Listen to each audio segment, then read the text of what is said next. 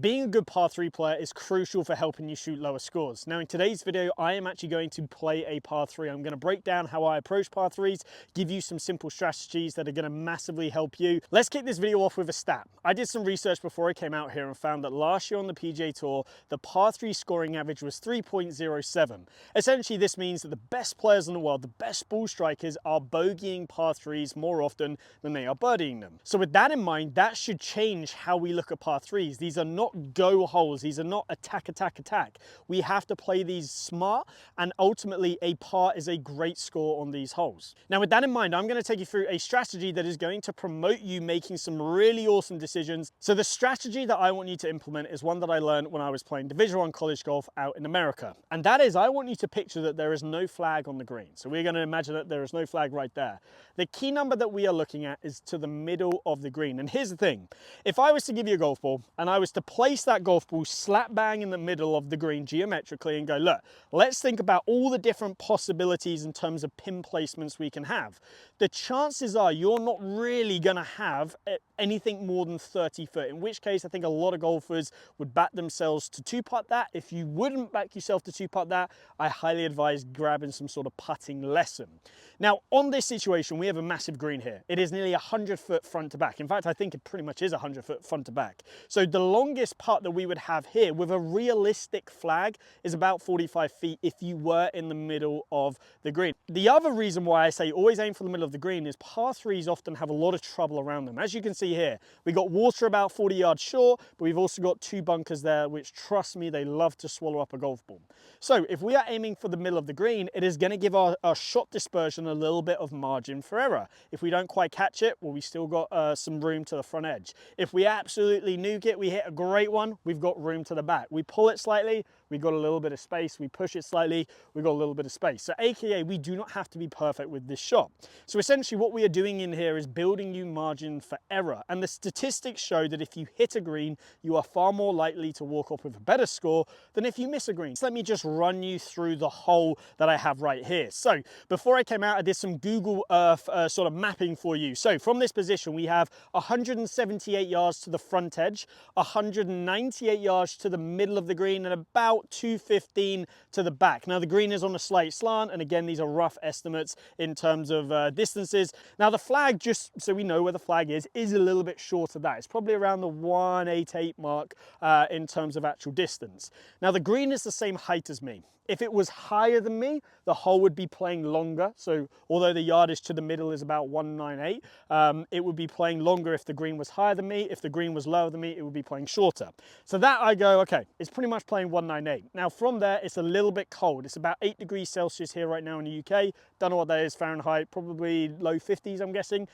So the ball's not flying as far as it normally does. So straight away, I'm taking that 198, kind of adding about 5, 6, 7, 8 yards to it. So it's probably playing around 204 to 206. So we've broken the 200-yard mark in terms of what I need to hit. Now, straight away for me, I'm looking at the middle of the green. That therefore means I need about a 5-iron. Now, wind-wise, there's no real wind out here today. If there is any, it's pretty much just dead off the right. So if I'm trying to aim at the middle of the green, I might just have to shift my aim a couple of paces just right so that the wind can just bring it back to the middle. So that's my thought process here. I am playing conservative. I'm trying to get it in the middle of the green. And from there, that is going to give me the best possible chance of hitting the green. And greens and regulation are crucial. Now, as I sort of walk behind the ball, what am I looking at? So now I'm trying to visualize my shot. So for me, this ball is going to start just right in the middle of the green, come back towards the middle. And one of the things that I like to do is I like to just stare at my final point. This just sort of, everything around my periphery goes a little bit blurry, gets me zoned in. And from there, I start to walk into the shot. I'm still looking at where I want the ball to go. I'm set up here. Again, remember, I've got a 5-iron, and I'm getting into my rhythm, into my routine, looking at the target, visualize that shot. Now let's pull the trigger.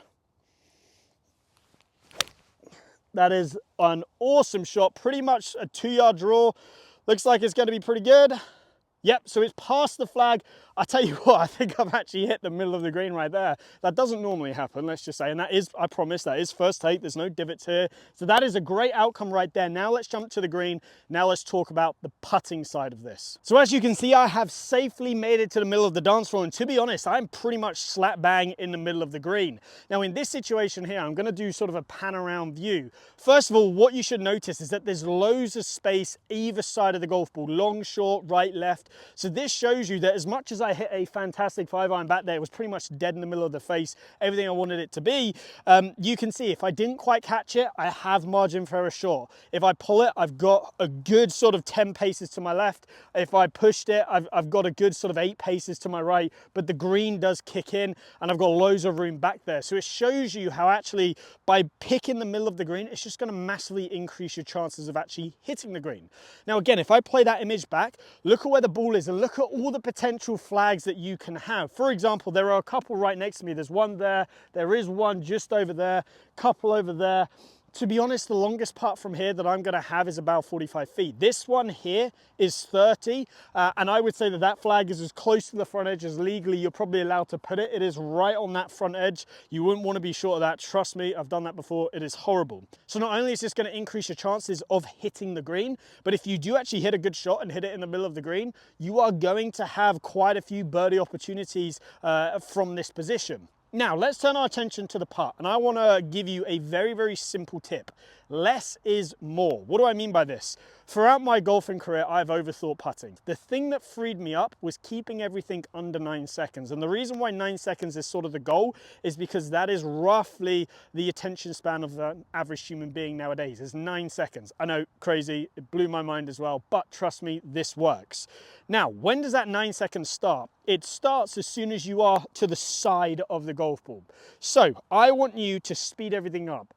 Personally, I teach my clients, don't do a practice stroke. Obviously, if you want to, completely down to you, but I have found that the results pretty consistently across the board is when they don't do a practice stroke, they just walk in, they look at their line, they put all their attention down on the hole, they look back and they hit it, you get the best results, especially for short little fiddly ones. So let me give it a go for you here. This is about a foot break left to right, downhill, starting to rain a little bit, so the green is going to slow up. Again, my clock is going to start as soon as I get to the side of the ball. I will verbalize everything that I'm going through. So clock started now. Place the putter head behind the ball, line it up so it's pointing about a foot left to target, build my stance, take one more look back, little forward press and go. As you can see, pretty good putt. I think it's just going to slow up. Yeah, I read it right, it slowed up. Let's walk down so I can show you that I genuinely made this 3. Again, take your time with these ones. Personally, I like to take the flag out, so let's be cautious. Let's take the flag out. And from there, let's give it a roll in. So there you have it. There is my par 3 strategy. And I know it sounds defensive, but trust me, the best players in the world do it. Now, if you need more one-to-one help with your game, offer online coaching on the Skillist platform. The link is down below. If you have enjoyed today's video, please give it a like and subscribe, and I hope to see you back here soon.